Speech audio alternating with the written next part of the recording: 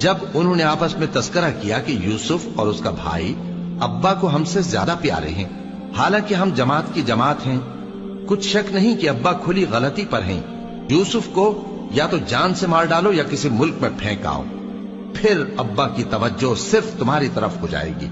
اور اس کے بعد تم نیک لوگوں میں ہو جاؤ گے۔ ان میں سے ایک کہنے والے نے کہا کہ یوسف کو جان سے نہ مارو، کسی اندھے کنویں میں ڈال دو کہ کوئی راہگیر اسے نکال کر کسی دوسرے ملک میں لے جائے گا، اگر تم کو کرنا ہی ہے تو یوں کرو۔ یہ مشورہ کر کے وہ اپنے والد سے کہنے لگے کہ ابا جان، کیا سبب ہے کہ آپ یوسف کے بارے میں ہمارا اعتبار نہیں کرتے، حالانکہ ہم اس کے خیر خواہ ہیں؟ کل اسے ہمارے ساتھ بھیج دیجئے کہ خوب میوے کھائے اور کھیلے کودے،